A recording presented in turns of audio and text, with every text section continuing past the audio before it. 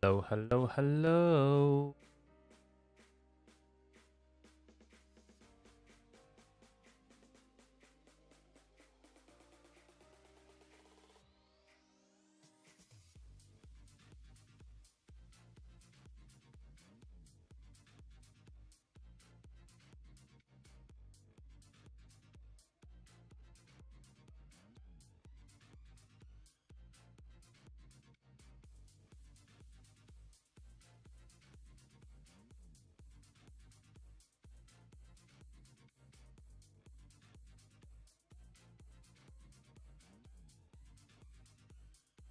Are we live?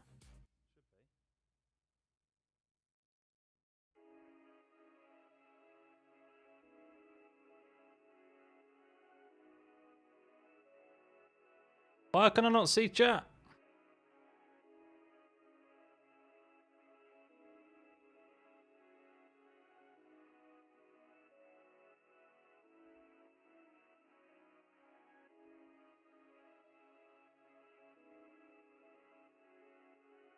All right, cool. For some reason, I can't see chat on my actual system, but I can see. Why is it not loading, man? What's going on here? OBS, man. OBS. Oh, hang on. Connected to YouTube chat successfully. Takes forever to load up. Welcome though, everyone. How's it going? How's it going? Hey, there we go. I could see you guys. There we go. Happy days. Finally. Ah, there we go. F1's back. F1's back. I need to remind myself that yeah, it takes a little while for stuff to kind of link up by the looks of things as I've changed over to OBS. But yeah, I hope everyone's doing well.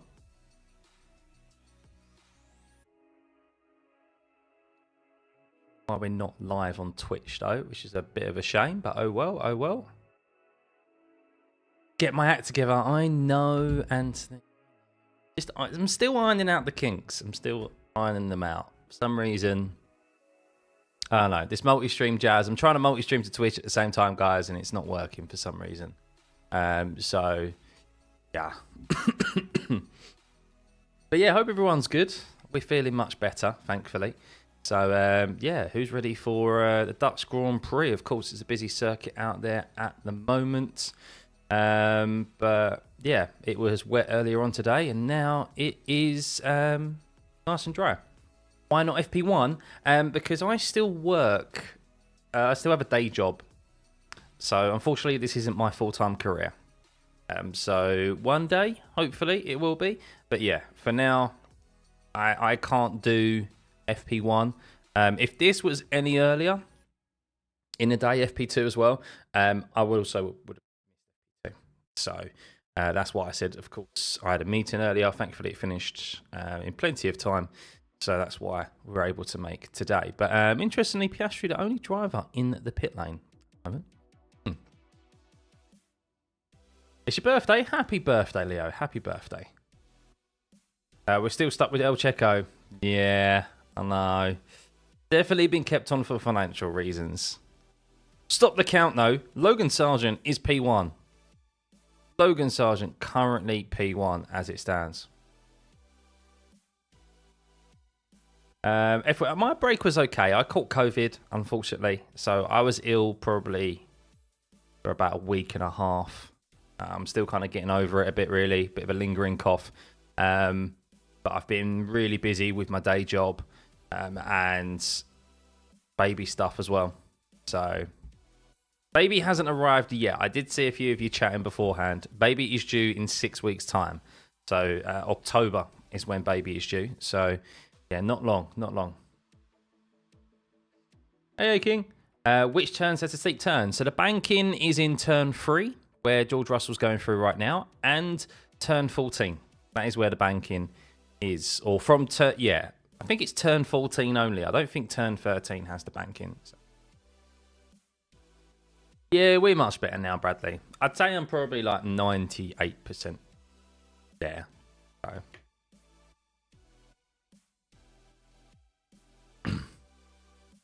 You're watching this one on duty, Rod? Fair enough, man. Fair enough. Yeah. Got to pay the bills somehow, haven't we? Are we going to wet the baby's head? Not right now, no, because I still have to do some. I still have to do some work after this. So, Mrs. is going well. Yeah, she's getting big. Getting tired, understandably, with it being so close to the end of the 9 months. So, but yeah, no, she's doing very well, and thankfully, she's had a very good pregnancy. So yeah, can't complain on that front. Really, we've been very fortunate. When's the iRacing race? This evening, 8 p.m. 8 p.m. I'm still not live on Twitch, which is really annoying me. I think I have to switch that around, you know.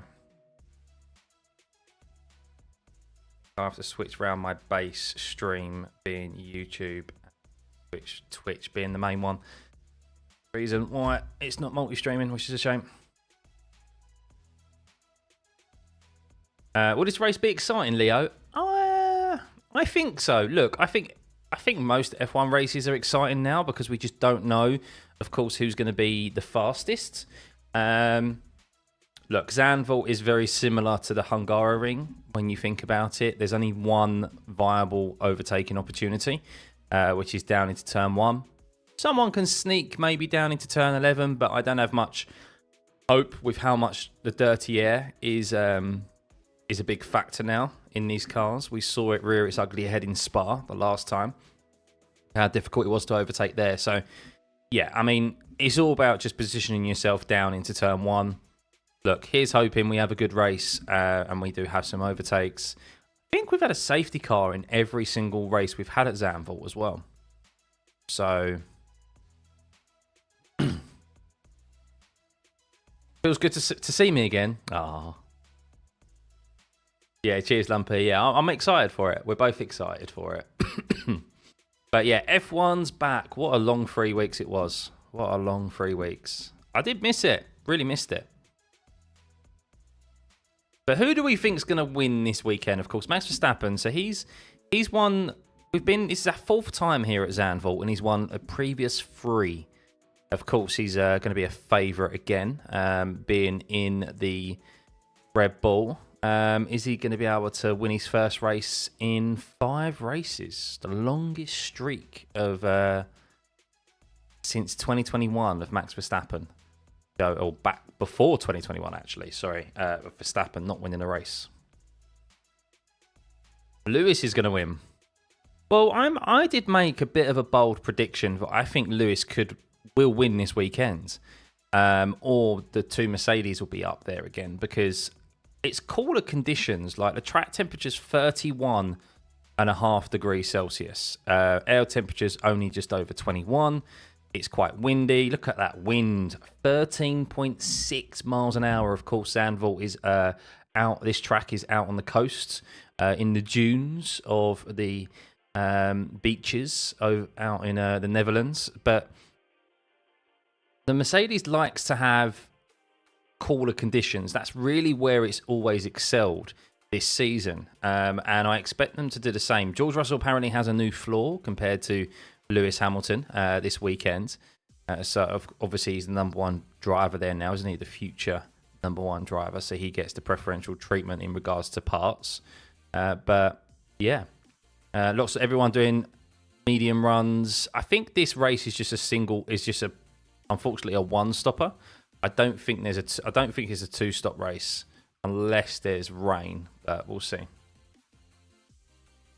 What position will Lando get?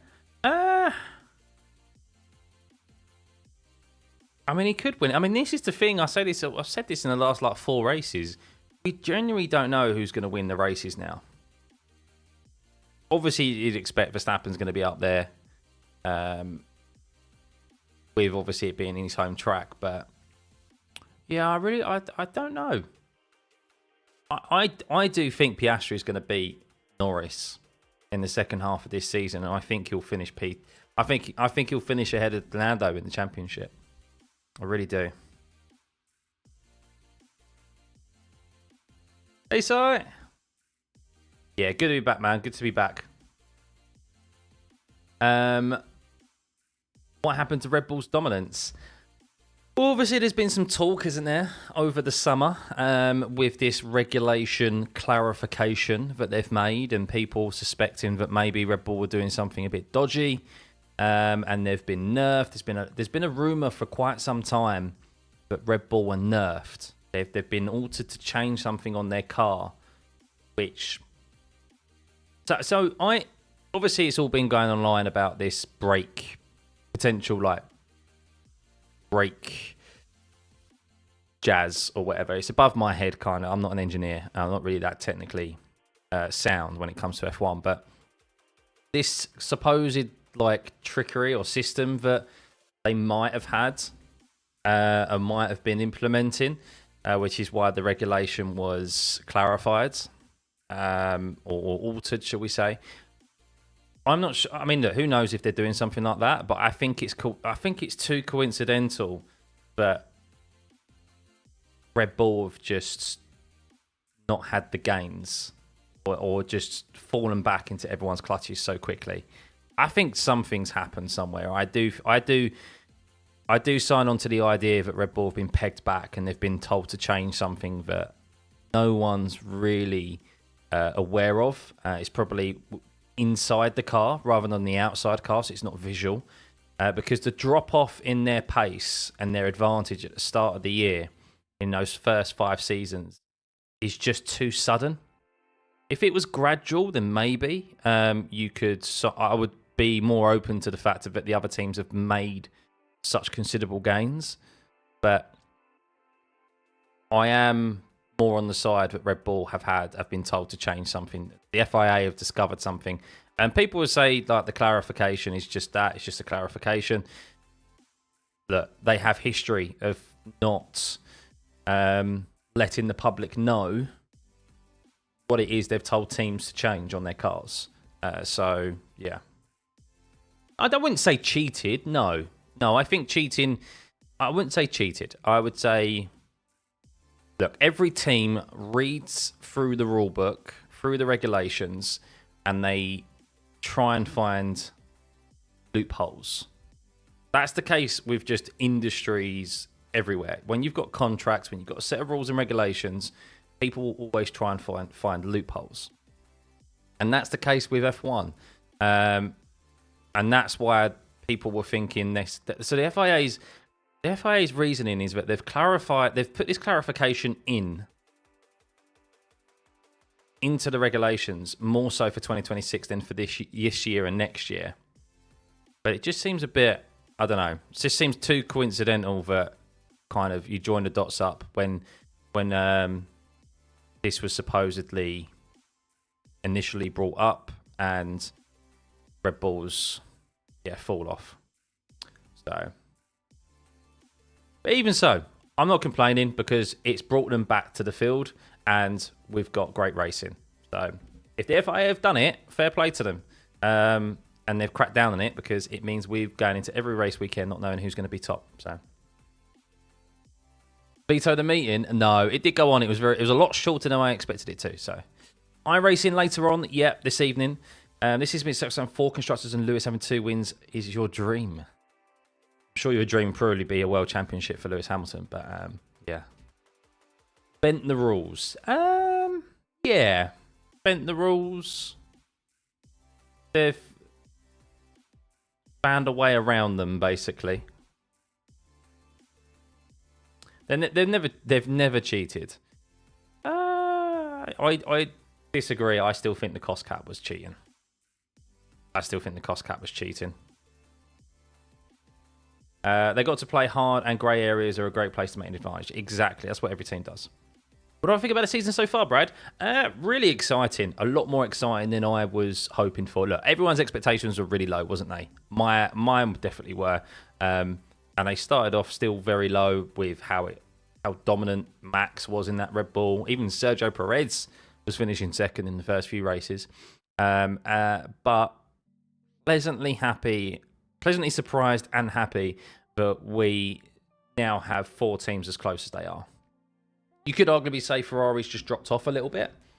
And we've got 3 teams who are consistently fighting it out for the podium positions. But I'm sure Ferrari will pick up the pace and be there or thereabouts come the end of the season again, fighting for wins.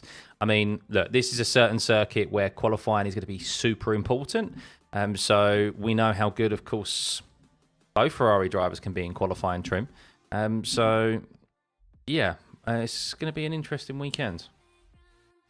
Maybe not so much on-track action, more so strategy, safety cars maybe, ensuring they're going to pit at the right time. I don't know what the weather's going to be like for Sunday. What's the weather? Is it wet this weekend? I mean, it's not Holland. The Netherlands gets very similar weather to like the British. Like if there was a bridge in between the UK and the Netherlands, it would take like an hour car journey to get to the Netherlands from the UK. So it's not far at all. What is Ricciardo doing? Down in 18th. Yeah, I mean, probably doing some long runs. So you have to realise in practice too, guys, look, they're going to be doing some long runs. It's kind of the first full dry session that we had. Did get dry to the end of the last session. So they're going to be gathering data right now.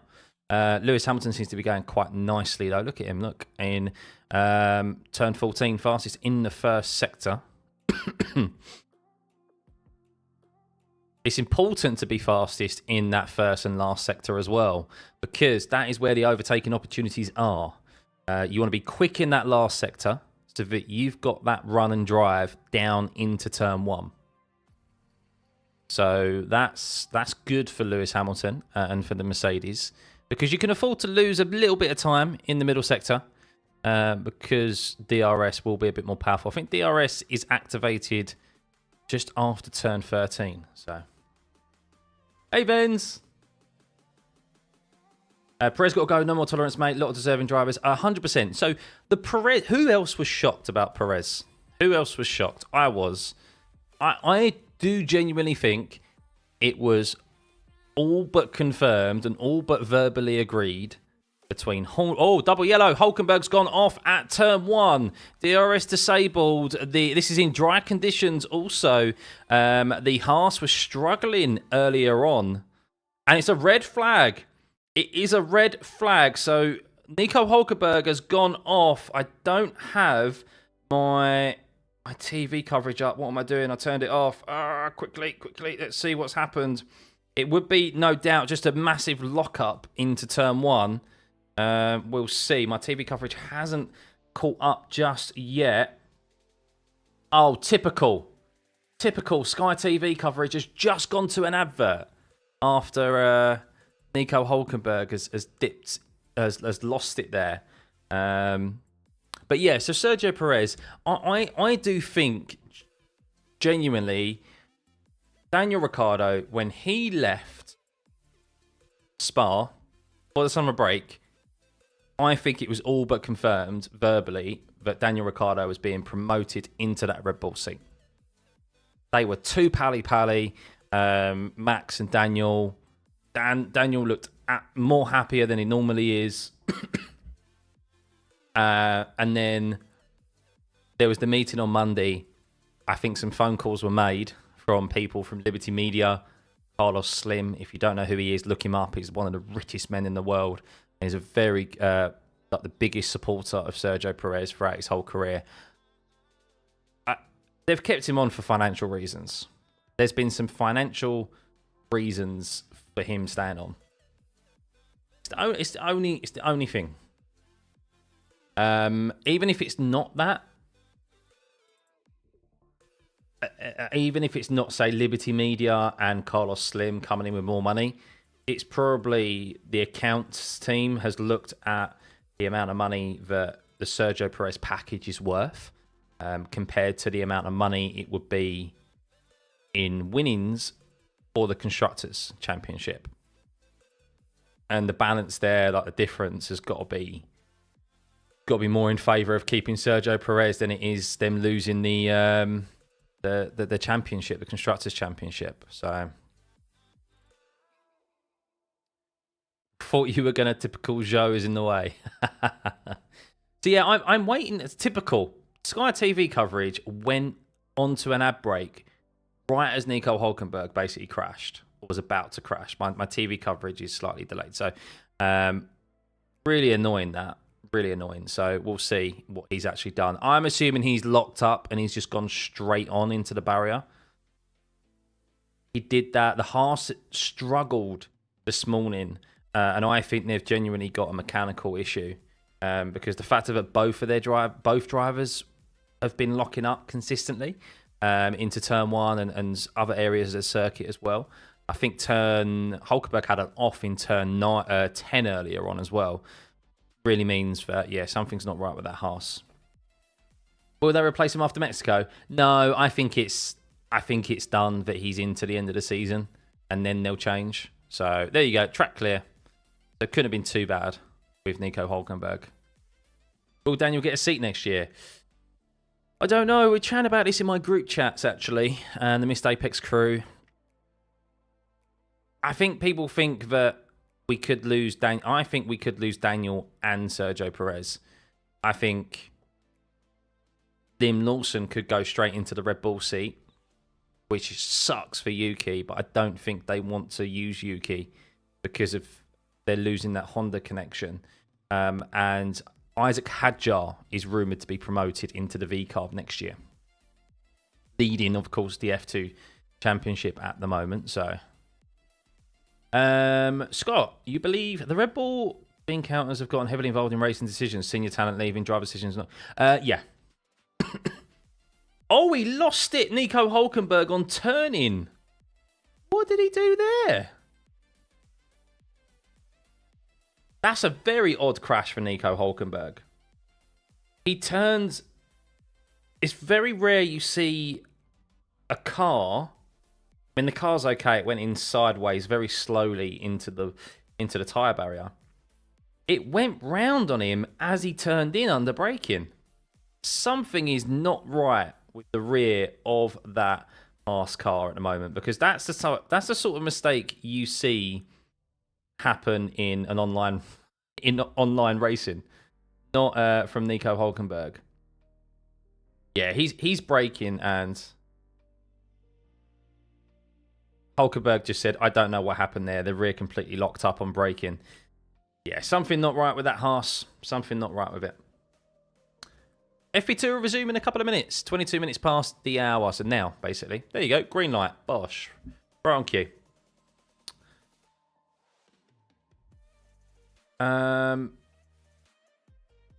Yeah, I do think the accountants are getting involved. So, red flag. I'm on adverts. Yeah, same. That's what I was on, Connor. So, a lot of rear bias or brake-by-wire failure. But they're having the same issue in FP1 as well, Connor. Magnussen also was having the same issue. So there's definitely something wrong with their car. It's very odd for both drivers to be, like, especially of someone of Nico Hulkenberg's caliber. Like we can have a go at Magnussen's, obviously, wheel-to-wheel racing as much as we like, but they're both experienced enough to not make those sort of mistakes under braking in a straight line, especially. No, he actually spun. The car went round on him. Me, when you set your braking too low at Monza Turn 1. Engine braking, yeah. But, yeah, if you're just joining us, guys. So, Nico Hulkenberg brought out the red flag. His car will be okay, but, of course, he'll be out of this session with 36 minutes remaining. Lewis Hamilton, P1. We can see here that maybe some drivers coming out for some quali runs. Verstappen in P2 there on softs. Norris on softs also. Albon on softs, Perez, Sargent, Zhou, Bottas. No doubt others will be soon as well. But let's keep an eye on Verstappen and keep an eye on his sector times. I can't remember what the fastest time was we saw this morning. Of course, it was a drying, even though there was a dry line. Times were getting quicker and quicker at the end of that session. But through turn 3, Verstappen spun it earlier on here, didn't he? In the first practice session. Getting too much on the curb, but understandably, fastest in the first sector. That is what a brand new set of softs can do for you. A 24.4. 2 tenths faster than Lewis Hamilton last time around. Although Norris has taken that off of him with a 24.3. Which track has the least turns? The Red Bull Ring, I think. I think it has 10 in total. And even then, I wouldn't say it's got 10 turns. I would say it's got like real turns. It's probably got like 7 or 8. Like they consider some of like the bends where you're flat out as a turn. So I think Max can end the 4 race losing streak. Is it 4 or 5? Yeah, if there's a track that he's going to do it at, it'll be here for sure. Verstappen, a 1:10.9. Oof, but Lando, will he take it off of him?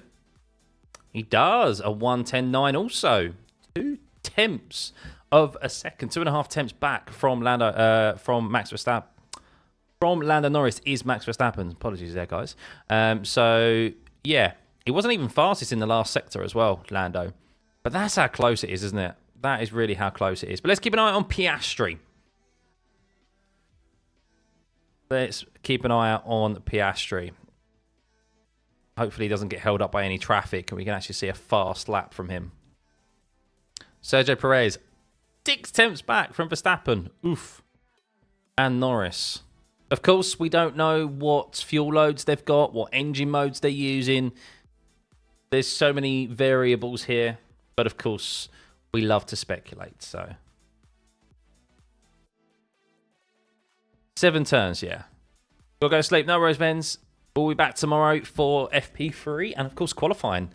A little bit earlier tomorrow, guys. It is at 10:30, I believe, is FP3, and qualifying is on at 1 p.m. UK time. So they're on around, I think it's on 2 hours before what you're normally used to. So, yeah. Just keep an eye out, of course, on your schedules and turn your notifications on because I'll be setting up the streams and you'll get notified 30 minutes before I go live. Must be running some serious fuel on board. Here goes Piastri, fastest in the middle sector. Woo! The boy, Oscar Piastri. I've got a feeling he's going to smash it the second half of this season. He's really coming to his own this year. Really coming to his own. Sorry, they must have some serious fuel on board. What, Perez's car? He's only just faster than Alex Albon. But who are the candidates for the remaining 3 seats? Is there a chance? I think there's 2 remaining now. I think that's it. Kaka, thank you for... Welcome for staying in the pit crew, buddy. Much appreciated, much appreciated. 22 months. Oh. Reasonable start time for Aussies, yeah. What was I going to say? There was something. I think so. Jack Doohan was announced as the driver who is replacing Esteban Ocon at Alpine. So I think that leaves 2: the Mercedes seat and the Stake F1 seat.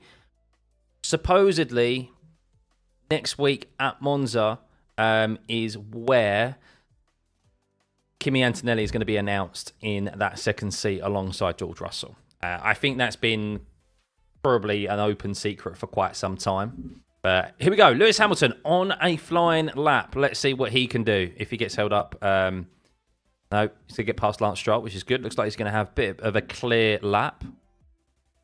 But apparently, yeah, sorry, going back to the open seat. So Kimi Antonelli, it's kind of like an open secret that he is now confirmed, and it will be announced next week at Monza. Of course, he is Italian, in front of the Italian fans. That would be a great place for them to have it announced. Looks like the Mercs are going very quick. Hamilton fastest in the first sector. George Russell fastest in the second with that new floor on the Mercedes. But Bottas, I read some quotes from him over the last couple of days. He seems quite confident that he's going to be retaining that seat in Stake F1. So it looks like we are going to lose Zhou Guanyu. The money that partnership brings with the Chinese backing that he has isn't going to be enough to keep him at Stake F1. So, yeah, we'll see. Here we go. Lewis Hamilton round the last corner. Is he going to go fastest? Oh, slow last sector. A slow last sector there for him. 5th fastest in the last sector he was. 2 tenths slower than Piastri and Verstappen. So maybe he had a bit of a slow chicane in turn 11 and 12. But look how close it is. Brilliant. Only 3 tenths, basically, or just under 3 tenths separating the top 5. Yuki up there in P6. So Max running 90 kg, Perez running 180. And that extra 90 kg is in dollar bills.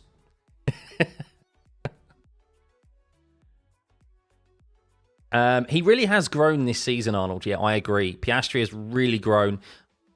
As I said before, I was going to do a video on it, but then like everyone did a video on their predictions, of course, of Oscar Piastri. I still might make it, actually. It depends how he goes on tomorrow. Over this weekend. But yeah, I mean, there's a lot of evidence to suggest why people are predicting Piastri will finish ahead of Norris towards the end of this season. And the biggest one for me is just the fact of that Piastri has got he's got a handle on his biggest weakness, which was tyre management. And there's been some races which have clearly indicated that he's got that under control, because he's really excelled at them. And that was kind of really the one thing that Norris had over Piastri. We knew Piastri had raw pace and could out-qualify Lando. But when it came to like managing a race, Piastri was just struggling with.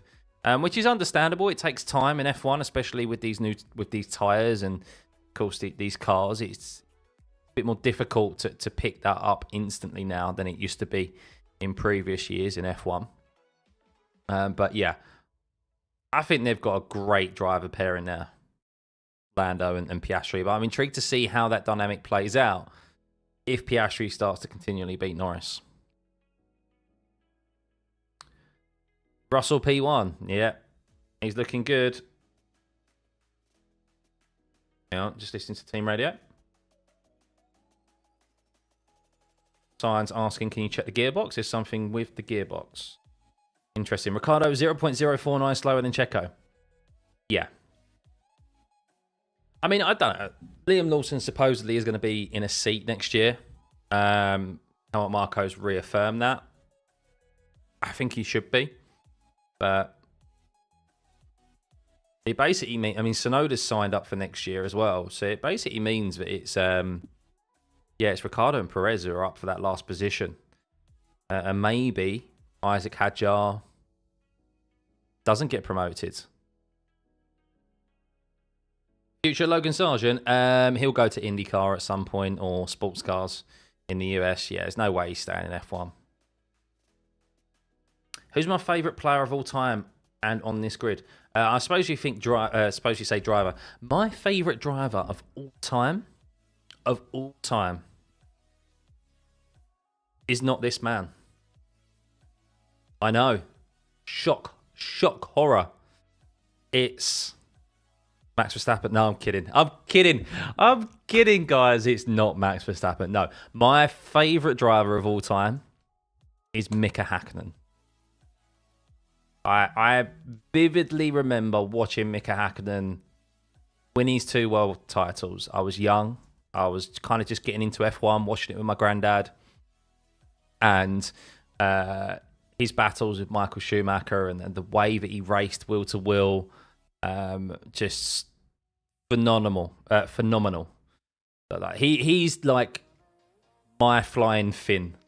Mika was amazing. And if you, obviously, long time ago now, but yeah, I vividly remember watching him growing up, and he was great to watch. Currently on the grid, Lewis Hamilton. So, but yeah, my all-time favourite driver is Mika Hakkinen. Just named a new puppy, Jules. Got to potty train him. Oscar's temperament is far more consistent and stable than Lando's. Yes, Gary, I have to agree. Yeah, you see Lando beat himself. I mean, it's all well and good to. I can speak from experience. I used to when I was playing golf and stuff and trying to make it as a career, I was my harshest critic, too much so. And as I've got older, I've mellowed out a lot more, and I kind of just, when I do play, I just take the bad shots when they come, and I'm much better for it.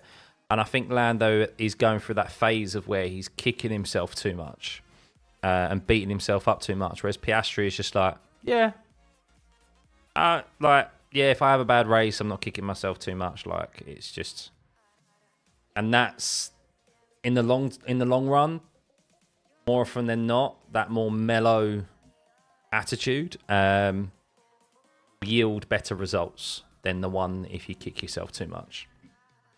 Charles Leclerc is similar as well. Beats himself up a lot. What's wrong with the Ferraris? They're just slow at the moment. I think they're going to bring a big upgrade package next week at Monza. That's generally when they like to bring a big upgrade package so that they can win their home race, of course, in front of the Tifosi. Sainz at the moment has got a gearbox issue that he's just having investigated, so he hasn't done any runs on the softs. Nico Hulkenberg, of course, brought out the red flag briefly after a very unusual spin down into turn one, which wasn't his fault. Something seriously going wrong with that Haas at the moment. They had that issue in the first practice session. But the others have all done lap times, of course. Look, we don't know what fuel loads are. It's nice to see the top five still be close at the top there. Of course, the two Mercedes as well. So, yeah, it's going to be... We're going to continue, I think, where we left off before the summer break with some really close racing this week. Got to agree about Hakkinen. Yeah. Kimi Räikkönen. So Kimi was... I liked Kimi, I did, but I feel like he didn't really live up to the hype so much. Like, there was a serious amount of hype around Kimi Räikkönen when he joined F1. And I feel like he should have been like at least a double world champion. But he never did. I don't know if that was because of attitude or whatever, but I feel like he should have more accolades in F1 than what he does. That's not to say he wasn't bad. I mean, in the day, he's still a World Drivers' Champion. But yeah. The old-time driver, Nigel Mansell. Bit before my time, Anthony. But I've seen the clips. So, those unreliable McLarens screwed him. Yeah, I mean, I don't think the McLarens... Obviously, his time at McLaren didn't go particularly well, but I mean, his time at Ferrari, I would have thought he would have got more out of his time at Ferrari. And I just, like, obviously, he got a World Drivers' Championship, the last World Drivers' Championship that Ferrari had, which is crazy to say. But I feel like he should have had more and done more. So,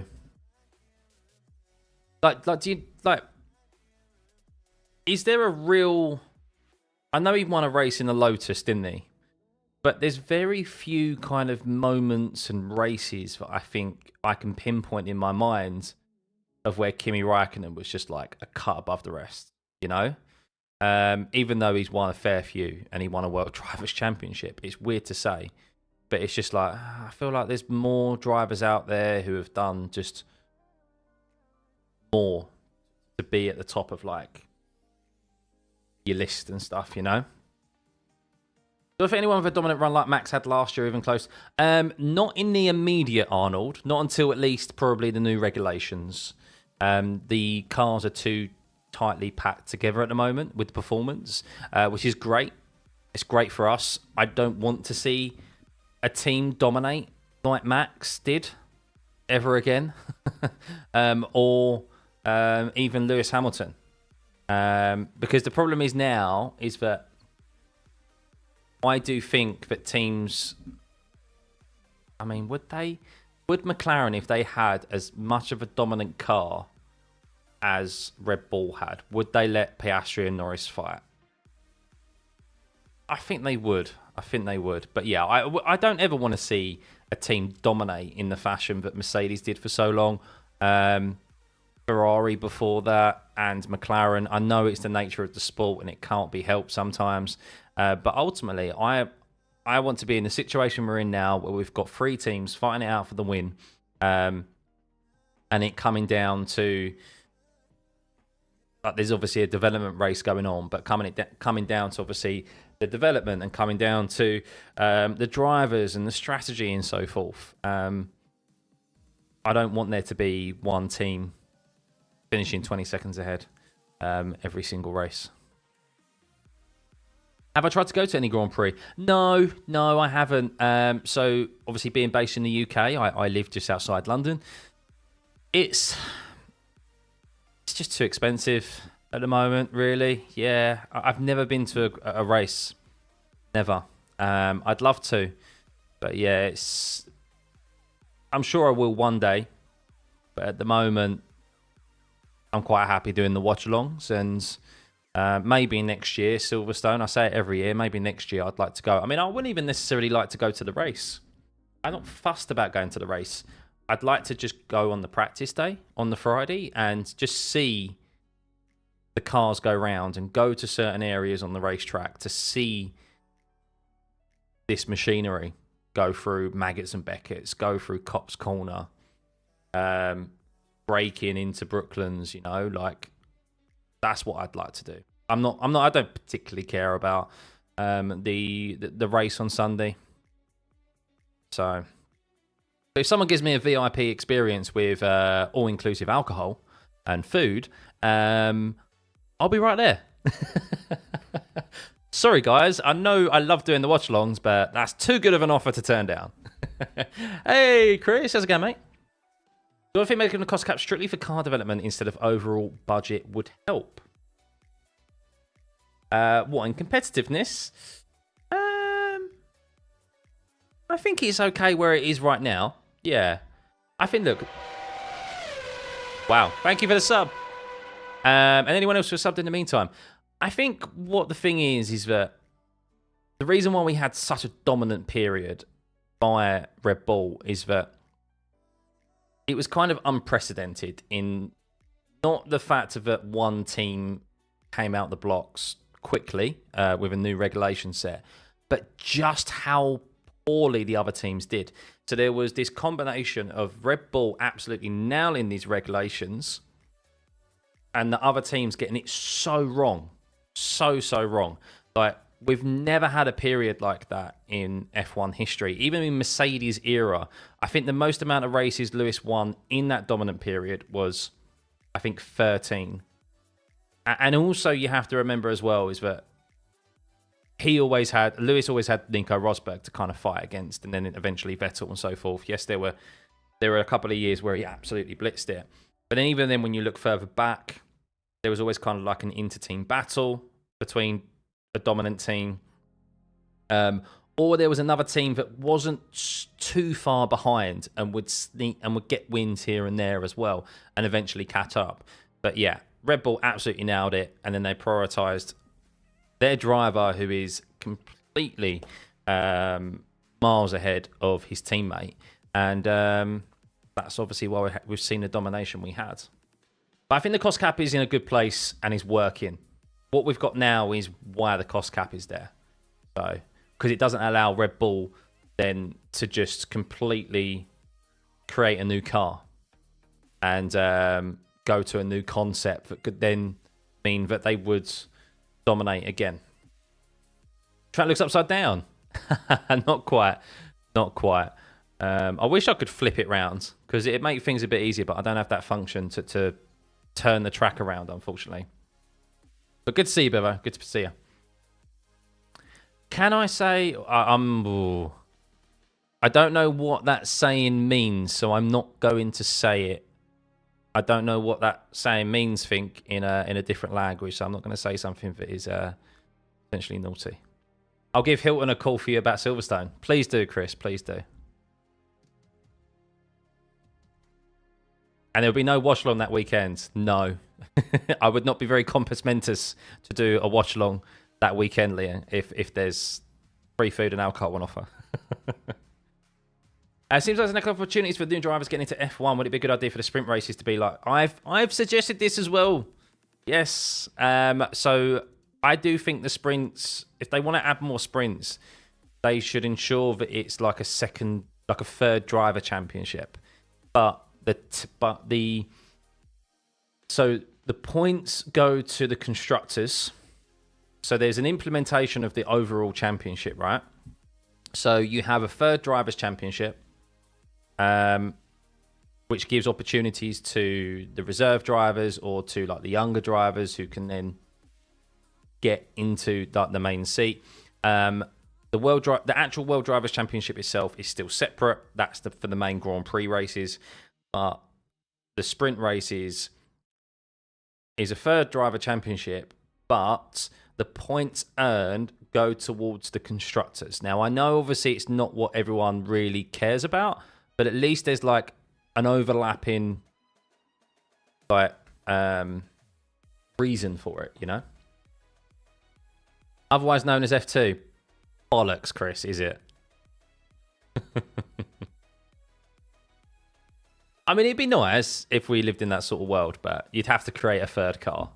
I don't think there's any way that they'd allow... Like, there's no way the teams are ever going to sign up to that with just two cars, are they? So... Would visiting the track offer insight into better iRacing?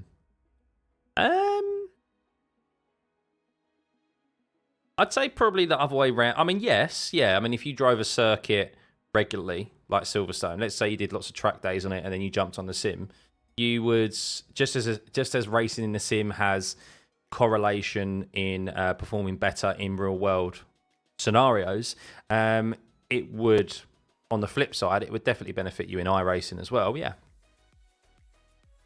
I don't see how not really. I think any sort of practice in that regard would help you. But the only thing is that if you was to go to the real world track first and then come back to iRacing, it's very different because, of course, in the real world, you're feeling all the G-forces and so forth, whereas on here, you've only got force feedback, you're only feeling stuff through your hands, so... F2 is set to be faster than F1 with the new regs. Please say my starting grid top 3 for Zandvoort because it will rain tomorrow in qualifying. Is it raining this weekend? I always say I think Verstappen's going to be up there. I'm going to go top 3.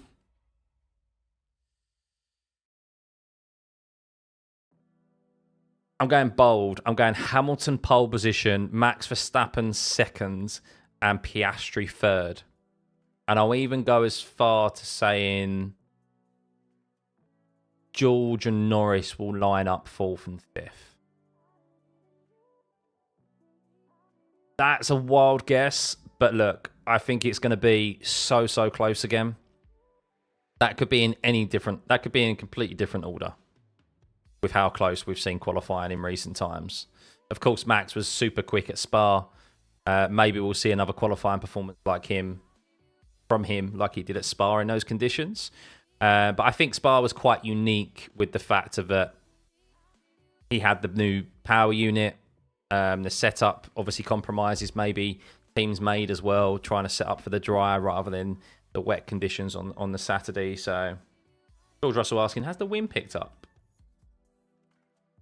So are there any upgrades in Red Bull's car? I'm not entirely sure. I'm not entirely sure if there are any this weekend. And the Ferrari, do I think they'll be strong this weekend? No. Gamer, I don't think they will be. There's nothing that I've seen from them that looks like they're, and especially in the last few races, they don't have any upgrades, I believe. As we mentioned earlier, they like to bring a good upgrade to Monza, which we head to next week. So, yeah, I don't expect a lot from them weekends. Maybe if there's a safety car or something, they'll be able to benefit from that. But outright pace alone, I think they're gonna not struggle. They're going to struggle to stay with the top 5. I think they'll kind of be in a bit of no man's land, to be honest. Red Bull has some minor aero tweaks. Okay. What's track specific, Chris? Like they did, was it Hungary? Free food, alcohol, and live stream from a mobile camera has been the downfall of many careers. Exactly. I have a good rum and coke. I am going to crack one open after this, actually, at the end of the day. Russell, Hamilton, and Piastri, top 3 in qualifying. It could easily be any of those top five in any order. Ask Trumpets. I think so. I don't think they're bringing any brand new big upgrade package for a while. It wouldn't surprise me if we don't see anything too dramatic from them for the rest of the season. So, but look, Max loves it round here. They're out there now doing a bit some further long runs. The quali runs are kind of over and done with. But Chris, what was the strategy here, mate? Not last year, because that was rain hit, wasn't it? But was it a one stop the year before? I think we've had safety cars here every single year though, so maybe that's a bit skewed. But is it always suggested a one stop? I think it is, isn't it? At Zandvoort. It's not a high loaded circuit, is it? Right, there's not a lot of deg. Cool conditions. I think the tyres normally last quite a long time if there's no interruptions. Hope Ferrari will be good at Monza because it's your favourite team. Yeah, they always like to turn up at Monza. If there's one track, like, they can just take... I mean, Monza's all about the top speed, of course. So,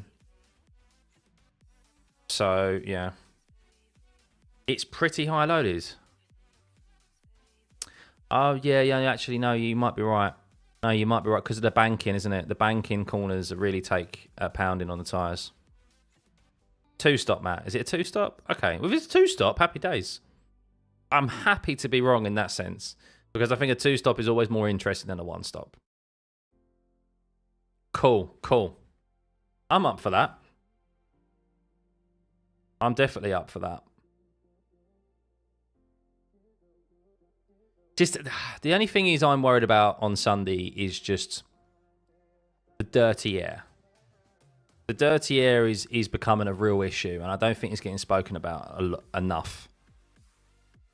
I'm wondering if they'll be able to follow out of like turn 10 and stay close enough, obviously, into the chicane. And then, of course, when it comes to turn 13 and 14, even with DRS, like, is that going to be enough? Hopefully. The tyres have moved on a fair bit since 22, so I do think two-stop. Cool. Yeah, two-stops are always much better. The last thing we want is like an early safety car, because we've seen teams like just try like do an early one stop, haven't we, and to completely nullify the race, take the tyres to the end. So if history repeats itself, then yeah, we will at least have a safety car at some point. I think we've had one every single year. Do I think Lewis is regretting his move to Ferrari? No, I don't think he is at all. I think he's relishing the challenge of moving to the most historic team in the sport and potentially winning. Of course, his aim will be to win a world championship, but at least winning races with Ferrari and having won races with 3 of the most historic teams in F1. McLaren, Mercedes, and Ferrari. It's not bad, is it? Not bad at all. I think rain is coming in the race. I'm going to have a quick check, see what the forecast is for the weekend. As I said, it's very similar to kind of British weather. The Netherlands. They're not far at all. Oh,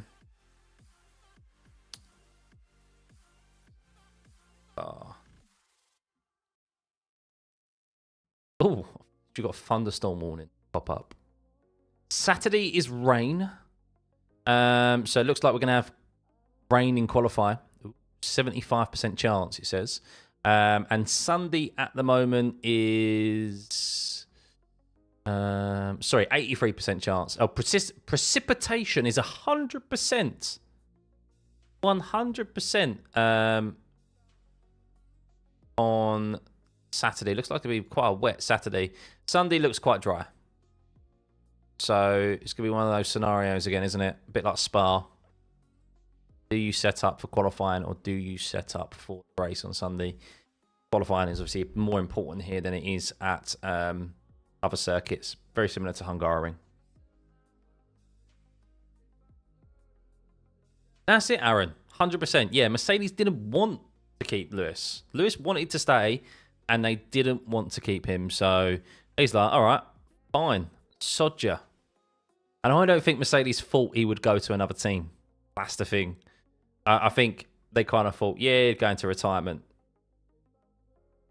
But he's going to Ferrari, which is just amazing. It would have been funny to see like the CEO and the bigwigs who made that decision of not renewing Lewis's contract, offering him a new one, or offering him something that was subpar. Oh, yeah, it's funny, isn't it? It's just so funny. Rain on race stages tomorrow. Just tomorrow, Sean. That's the forecast that I saw. So, just followed, Molly. Thank you. Yep, sometimes it doesn't show up as a notification, so thank you. I still don't know why I'm not streaming on Twitch. I think I'm going to have to adjust things about with OBS. But I'm glad you've been enjoying the stream, guys. Everything's been okay with the stream. Been no lag, no compromise. I mean, it seems to be all good on my end, so I think you guys have been enjoying it, so...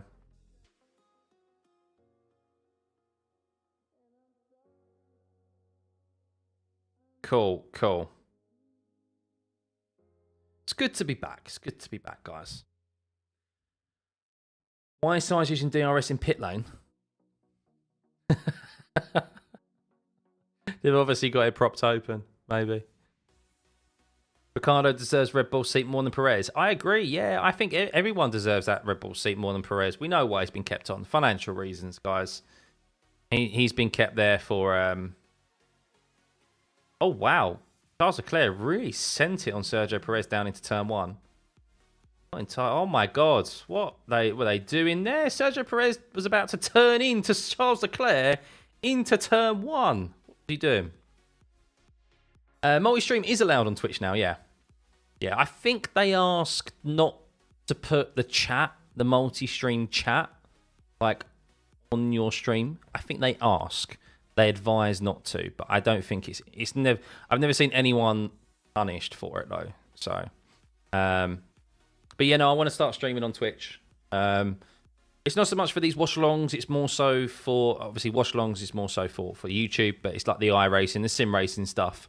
There's a big community on like a tight-knit community to an extent on Twitch, streaming-wise, for sim racing, which is what I want to do, so... How strong do I think Jack Doohan will be in the Alpine in 2025? I'm going to try and say something smart, but I'm not that funny and not that witty. But I don't think Alpine will be Alpine next year. I think they'll be named completely differently.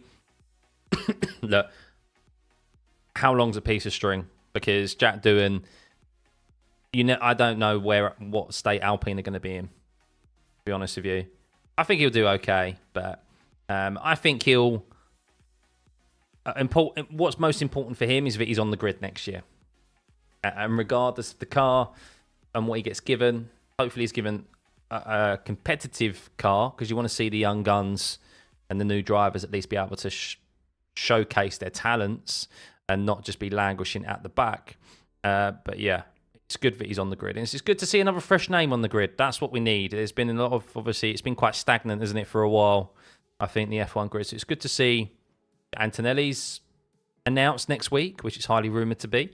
We've got Antonelli next year. We've got potentially Liam Lawson back on the grid. We've got Ollie Behrman. We've got, what's his name? Just then, Jack Doohan. I mean, that's like four. Obviously, Liam Lawson was only on the grid for like less than half a season. So that's why I'm counting him as like new. So, yeah, it'd be good. Needs freshening up. What's the channel called on Twitch? Same as YouTube. Stuffeyy. People sponsoring Perez have apparently said they will cover financial loss if Perez calls his loss of Constructors' Championship. Where did you see that? I'm not doubting that that's potentially what was the discussion that had. But have you got a source for that in particular?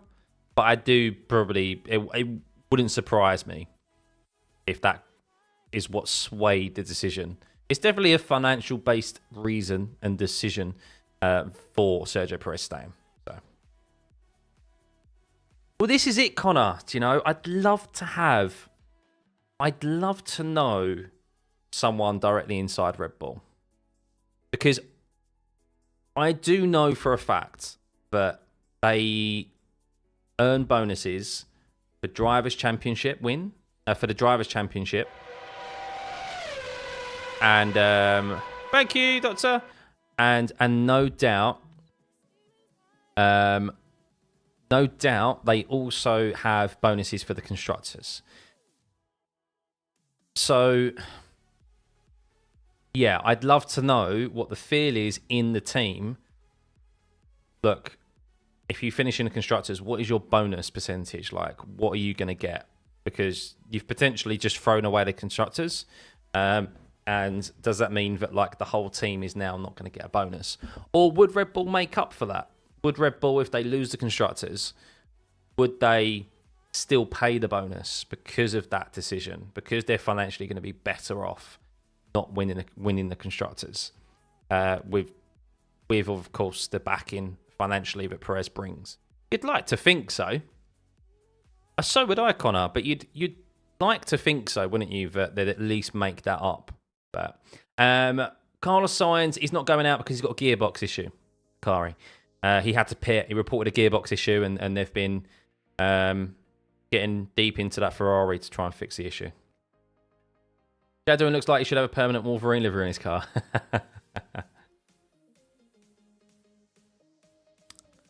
I think I've a Tactical Rab. Okay. I have heard of him before. But I'm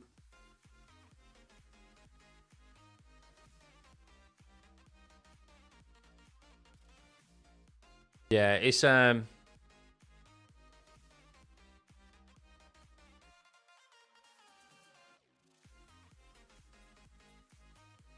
wouldn't put it past it, really. But that's the reason why he was kept on. But yeah, there we go, guys. That's the end of this Practice 2 session. So, George Russell is the top of your leaderboard there with Piastri in P2, Hamilton P3, Norris P4, Verstappen not in the top 4 in P5 there, but only 2 and a bit temps back from... I tell you what, there's a lot of drivers getting very close out there. Lando Norris getting very close with one of the Alpines. No, it's Piastri. Piastri getting very close to Pierre Gasly there into the chicane. But yeah, Alonso in P6, Tsunoda 7th, Magnussen 8th, Leclerc in 9th, Albon 10th, Stroll 11th, Perez 12th, Ricciardo 13th, Gasly 14th, Zhou 16th, Ocon 17th, Bottas 18th, Sainz 19th, and Hulkenberg 20th. The Mercs are scraping across the floor constantly, are they? I'm surprised if they're running it so low. Surprised we haven't seen a return of porpoising. But yeah, we'll be back tomorrow, Brads. Yeah, we'll be back tomorrow. We're going to be streaming later on this evening as well for our own 100% F1 race round here. Which reminds me, Connor, can I get your setup, please? I don't want to use the fixed. Tinfoil Hat Theory, the Haas lockup issues because they can't use their asymmetric braking. Oh, was it Haas all along? Was it Haas all along? It's a weird clarification, man. It is a weird clarification. Like, someone's either raised it, the FIA have either discovered something. I don't agree with this sentiment or the reasoning that they gave out, which was, oh, it's for clarifying for the 2026 regulations. The FIA has history, documented history of finding stuff on other team, on cars, asking the team to remove it because they've used a loophole, penalising that team, fining the teams, and then not announcing what they've actually done and keeping it all hush-hush. I bet it's got, and that's only the ones that we've heard of. I think it probably happens quite a lot that the FIA finds stuff on cars and asks teams to remove them, and then they clarify it they rewrite the regulations or like to cover that loophole, or they just say that it's blatantly outright cheating. I bet it's happened quite a lot. So I think if anyone was using it, it was Red Bull, but just being a trial, Australia brake issue was strange. Yeah, look, I've seen people say online on Twitter, and they're saying, of course, it's taken away from the achievements of the McLaren engineers and designers, and likewise for Mercedes and so forth, because of the gains that they've made on the Red Bull and catching up. And I do see that argument, and I see that sentiment, and what the other teams have done to catch up to Red Bull has been great. And there has been a very large element of the reason why the racing is so close now is because the teams have done a great job in developing their cars. I do agree with that. However, I still don't sign up to the idea that it's all because of the performance gains of Mercedes and McLaren, which is why we've seen the sharp increase in their performance relative to Red Bull. I just don't see it. I do think there's an element of Red Bull. Something's been done to that Red Bull to bring them closer back so quickly to McLaren and Mercedes, because they started the year, the first 5 races, they were like a second. I mean, they were finishing races 20 seconds ahead still, 15 seconds ahead. They were dominant still. And then for that to be just completely squashed from Miami, just a bit bizarre. It's just too coincidental. I don't think it's difficult to join up the dots, really.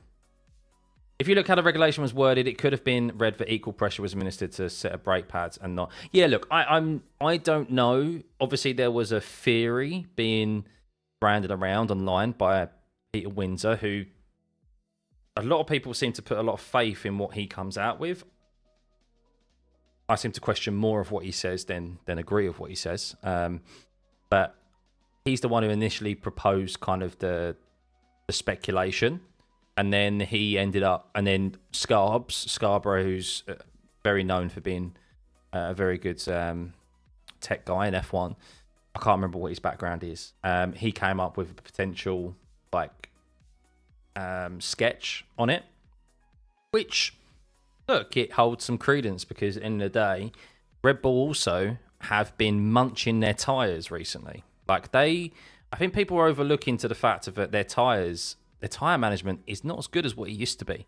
One of the reasons why they were so dominant is that they could just go quicker for longer because they just wouldn't eat into their tyres. And since Miami, their tyre management has been quite poor. Really, I mean, Max Verstappen has said a number of times the tyres have really been struggling. Silverstone, they were struggling. Hungary as well. I think some other races, they've also struggled. So that's uncharacteristic of the Red Bull and something they didn't have at the start of this season. So, yeah. Well, we'll see. We'll see if anything... If something has been done, eventually it'll be leaked. It always is leaked, especially in today's world. But why does the FIA always ban simple tech that all teams can implement? Because they want it to be fair. They want it to be fair. In the day, they want racing to be fair. They want advancements in technology, but it's all like within the spirit of the regulations as well. So I'm going to do this evening's one, Connor. Yeah. I didn't do last night's one, but I'm going to try this evening's one. So much appreciated if you can, please, buddy. No, he was also behind McLaren's third pedal system, I think, the system that allowed that car to produce asymmetric braking. Yeah. I mean, it's a good theory. It's good to, I think it's interesting. And I don't also agree with people. There was a few people came out on Twitter who were very all this speculation, people talking about things that they don't know about. It's so ridiculous, blah, blah, blah. And it's like, F1 has always been about speculation and rumour. Whether it be the drivers, whether it be about team principals, what people... like. It's probably the most secretive sport in the world. So that is naturally going to breed speculation and rumour. And if you get touchy over people speculating that there's been a clarification or an amendment to a regulation, people are going to, of course, speculate around it and say, well, maybe that's because, yeah, someone has been found doing something that they shouldn't have done or found a loophole, or, you know, especially when it coincides with a drop-off in performance. So, but anywho, that is the end of FP2. It's been great to be back after the summer break. Nice to know that the stream works very well. We'll be back, of course, for FP3 tomorrow, guys. 10:30, I believe it is, UK time. It's a bit earlier, the sessions tomorrow, or over the course of this weekend, guys. So remember to turn your notifications on for when I go live. So let's just have a look at those times to make sure. Yes, practice 3, 10:30 tomorrow, and qualifying. Oh no, qualifying is actually at 2 o'clock tomorrow. I thought it was at 1. It's at 2 o'clock. Why do I see 1 o'clock? Maybe that was an error somewhere else. So 10:30 and 2 o'clock tomorrow, guys. UK time. Sounds more like an error or suspension change affecting the RBs then. Yeah, possibly. Yeah, possibly. F1 has always been about interpreting the rules in such a way as to gain an advantage. Exactly. Exactly. There's people in F1 who just, their job is to go, like the designers, their job is to go through the regulations and to see what they can bypass and stuff. But within the rules, but it's like a loophole. And especially if something is internal within the car, I imagine the internal elements of the car are not inspected as often as the external, because if something is external, it's easier for other teams to protest because they can visually see it. Whereas if it's internal, I don't know how the inspection works of cars internally by the FIA, but it's obviously, I imagine it's probably not as often as what it is externally. And I did always, I remember when I went to the Mercedes factory a few years ago, and I asked them, and I said, why haven't you protested Red Bull? Because Red Bull will always protest in you through your dominant era. Why have you not done it to them? I'm quite, and the other teams as well, I'm quite intrigued by that. And he said, the reason we haven't is because we do not know what to protest. We don't know why they're so quick. And I was like, oh, okay. That says a lot. Not just about your team, but about everyone else as well. Like, there was something going on the inside of that Red Bull. Maybe more so than maybe the outside of the Red Bull. As the reason to why they were so quick and dominant. So, yeah. Maybe teams have now got a handle on that. But still think there's something that picked them back a bit. But anywho, enough speculation. I'm now going to go and have some chill time. I've got to finish off some work for this bank holiday weekend we have here in the UK. And then I'm going to go pour myself a nice rum and coke. And we'll be back for the race this evening. Got a new subscriber is back. Hey, good to see you, mate. But yeah, have a lovely rest of your evening, guys. Tune in for our race this evening. But good to see you guys at this very circuit, of course, 100% Grand Prix. Yeah, we'll see how it goes. So yeah, we'll see you then. Bye.